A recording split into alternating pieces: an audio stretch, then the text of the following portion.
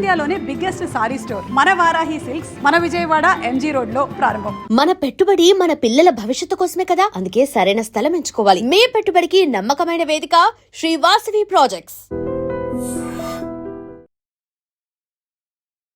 నమస్కారం. I dream సనాతన వైభవం కార్యక్రమానికి స్వాగతం. నేను మీ విజిత.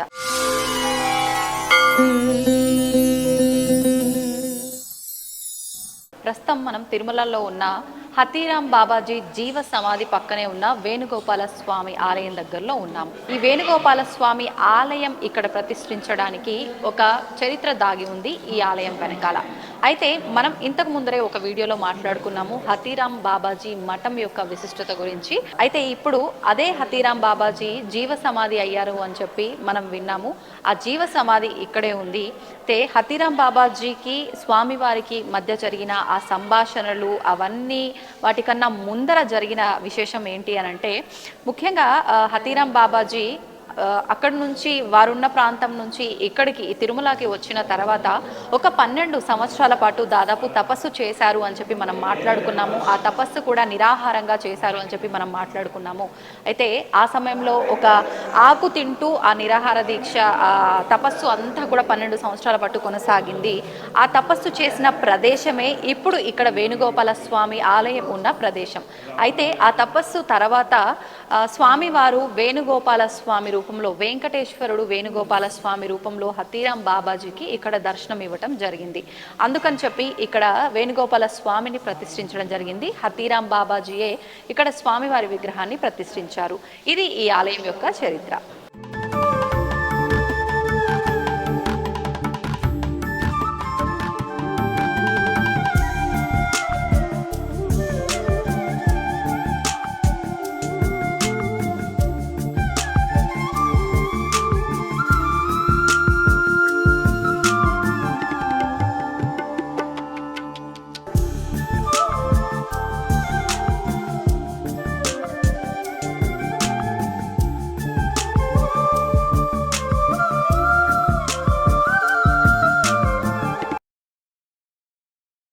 ప్రస్తుతం నేను తిరుమల క్షేత్రంలో ఉన్నాను.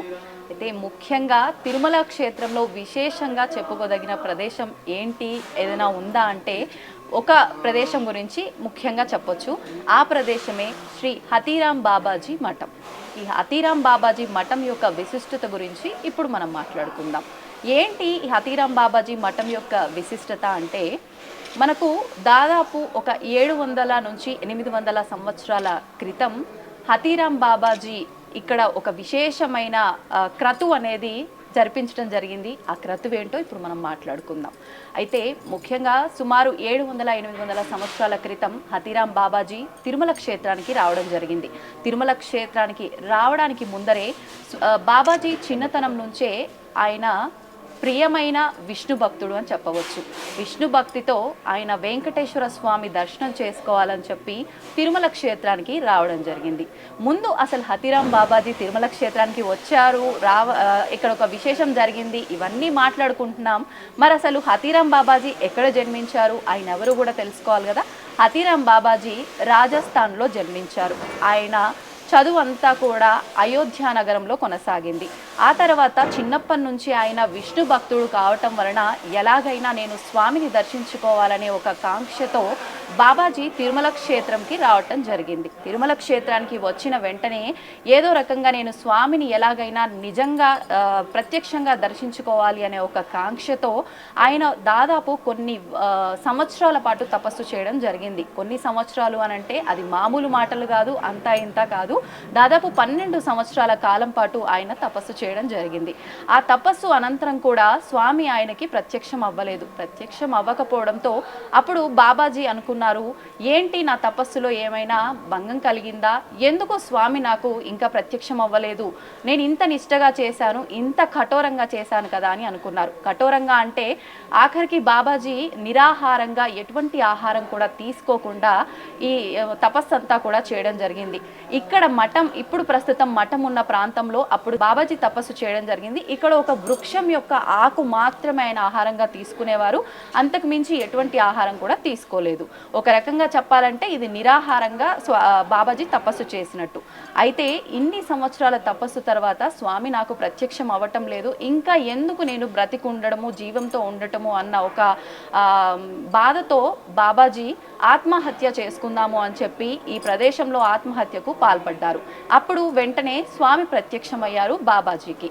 స్వామి ప్రత్యక్షమయ్యి ఏంటి, ఏమైంది, ఎందుకు ఇంత కఠినమైన తపస్సు చేశావు, ఏం కావాలి నీకు, వరం ఇస్తాను కోరుకో అని అడిగిన వెంటనే అప్పుడు బాబాజీ అనడం జరిగింది స్వామివారితో, మీరు నాతో పాటు ఇక్కడ ప్రతి నిత్యము కూడా 1 గంట సేపు కాలాన్ని నాకు కేటాయించి నాతో పాటు మీరు ఒక ఆట ఆడాలి, ఆ ఆటే పాచికలాట అని చెప్పి బాబాజీ చెప్పారు. ఆ పాచికలాట ఆడటం కోసం స్వామీజీ భక్తుని కోరిక మేరకు ఒప్పుకున్నారు. ఆ రకంగా ప్రతి నిత్యము కూడా స్వామీజీ బాబాజీ ఇద్దరూ కూడా పాచికలాట ఆడుతూ ఉండేవారు. అలా పాచికలు ఆడుతూ ఉండగా కొంతకాలానికి బాబాజీ ఆయన ప్రియభక్తుడు కాబట్టి స్వామివారు ప్రతి నిత్యము కూడా పాచికల ఆటలో బాబాజీ దగ్గర ఓడిపోతూనే ఉండేవారు భక్తుడి కోసం, భక్తుడి పైన ప్రేమతో. అప్పుడు ఓడిపోయిన వారు గెలిచిన వారికి ఏదో ఒకటి కానుకగా ఇవ్వాలి కాబట్టి స్వామివారు ప్రతినిత్యము ఓడిపోయిన వెంటనే స్వామివారి ఆభరణం ఏదో ఒకటి బాబాజీకి ఇస్తూ ఉండేవారు. అలా ఇస్తూ కొంతకాలం తర్వాత స్వామివారు ఆయన మెడలో ఉన్న ముత్యాల హారాన్ని హతీరాం బాబాజీ గారికి ఇవ్వటం జరిగింది. ఇది గమనించిన పూజారి ఇక్కడ ఏమనుకున్నారు అంటే, ఏంటి స్వామివారి ఆభరణాలు ఒక్కొక్కటిగా కనిపించటం లేదు అని చెప్పి అనుకొని ఒక అనుమానంతో హతీరాం బాబాజీనే ఇది దొంగిలించారు అని చెప్పి ఆయనని ఇక్కడ ఉన్న అంటే కృష్ణదేవరాయలు ఇక్కడ అప్పుడు రాజుగా ఉండేవారు, రాజుకి ఆయన పైన ఒక కంప్లైంట్ ఇవ్వటము, ఇక్కడ సిబ్బంది అంతా కూడా ఆయనని ఒక దోషిగా ఆయనని ఒక దొంగలా చూసేవారు.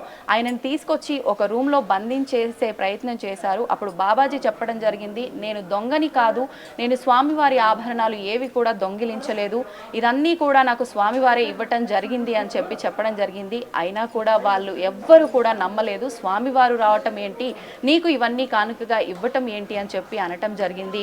అప్పుడు వీళ్ళంతా కూడా ఒకటే మాట చెప్పారు, నిన్ను ఒక గదిలో బంధిస్తాము, నీతో పాటు కొన్ని చెరుకు గడలు మేము ఇక్కడే పెడతాము, ఆ చెరుకు గడలతో నువ్వు ఒక రాత్రంతా ఇక్కడే బంధించబడి ఉంటావు, పొద్దున మేమంతా వచ్చేసరికి అక్కడున్న ఆ చెరుకు గడలన్నీ కూడా మాకు కనిపించకూడదు, నిజంగా అవి కనిపించకుండా నువ్వు ఒక్కటి మాత్రమే గదిలో గనక ఉంటే నువ్వు నిజంగా నిజం మాట్లాడుతున్నావు, నీ వైపున ధర్మం ఉంది, నిజంగా నీకే స్వామి ఆభరణాలు ఇచ్చారు, నువ్వు దొంగిలించలేదు అని చెప్పి మేము నమ్ముతాము అంటారు. అలాగే వారు అన్న మాట ప్రకారంగా బాబాజీ కూడా స్వామి పైన నమ్మకంతో అలాగే అని ఒప్పుకోవడం జరిగింది. ఆ రకంగా ఆయన అక్కడ బంధించటము, మరుసటి రోజు వీళ్ళంతా వచ్చి చూసేసరికి ఆయన అక్కడ బాబాజీ మాత్రమే ఉండటము, ఆ చెరుకు గడలన్నీ మాయమవ్వటము జరిగింది. అసలు మరి ఈ చెరుకు గడలు ఎలా మాయమయ్యాయి అని అంటే, స్వామివారు భక్తుడిని వాళ్ళంతా దూషిస్తున్నది చూసి నా భక్తుడు తప్పు చేయలేదు, నేను ఎలాగైనా దాన్ని నిరూపించాలి అన్న ఒక ఆలోచనతో స్వామి ఏనుగు రూపంలో వచ్చి ఆ చెరుకు గడలన్నీ కూడా ఆహారంగా తీసుకోవడం జరిగింది. ఈ రకంగా బాబాజీ ఏ తప్పు చేయలేదని చెప్పి అందరూ ఒప్పుకోవడము, అక్కడ ఉన్న రాజు ఆ రోజున అక్కడ కార్యక్రమాలన్నింటికీ కూడా ఈ మఠానికి ఒక ప్రాధాన్యత ఇవ్వటము, ఆయన నిజాయితీకి మెచ్చుకొని అవన్నీ కూడా జరిగింది ఆ రోజు విశేషంగా. అప్పుడు విశేషంగా బాబాజీ స్వామివారితో మళ్ళీ ఒక వరంలాగా ఒక కోరికని, వరం ఇవ్వాలి మీరు అని ఒక కోరికను కోరుకోవడం జరిగింది. ఆ కోరిక ఏంటి అని అంటే, అప్పటి వరకు స్వామివారికి ఉన్న సేవలు ఎన్నో, కానీ అందులో సుప్రభాత సేవలో నవనీత సేవ అనే సేవ అనేది అప్పటి వరకు కూడా లేదు అనే చెప్పాలి. ఆ రోజున బాబాజీ ఒకటే కోరిక కోరుకున్నారు, మీ సుప్రభాత సేవలో ముందుగా నవనీత సేవ అనేది ఉండాలి, అది నా మఠంలో ఉన్న గోవుల దగ్గర నుంచి తీసిన వెన్నతోటే జరగాలి అని చెప్పి ఒక కోరిక కోరుకోవడం జరిగింది. స్వామివారి కూడా భక్తుడి కోరిక మేరకు అది ఓకే అని చెప్పడం జరిగింది. అదేవిధంగా ఆ రోజు నుంచి ఇప్పటి వరకు కూడా నవనీత సేవలో హతీరాం బాబాజీ మఠం నుంచే వెన్న అనేది వెళ్ళటం జరుగుతుంది. ఆ సేవకి ఇక్కడి వెన్ననే ఉపయోగించడం జరుగుతుంది. ఆ రకంగా ఇక్కడ ఒక గొప్ప ప్రాధాన్యతతో కూడిన ఒక క్రతువు అనేది జరగటం అయితే విశేషము. అప్పటి నుంచి ఇది జరిగి దాదాపు 700-800 సంవత్సరాలు అవుతున్నప్పటికీ కూడా ఇప్పటికీ హతీరాం బాబాజీ మఠానికి చాలా ప్రాధాన్యత ఉంది. ఇప్పటికీ ఆ సేవకు ఇక్కడి నుంచే వెన్న వెళ్ళటం జరుగుతోంది. ఇది ఇక్కడి విశేషము. మరిన్ని విషయాలతో మీ ముందుకు వస్తాను. నమస్తే.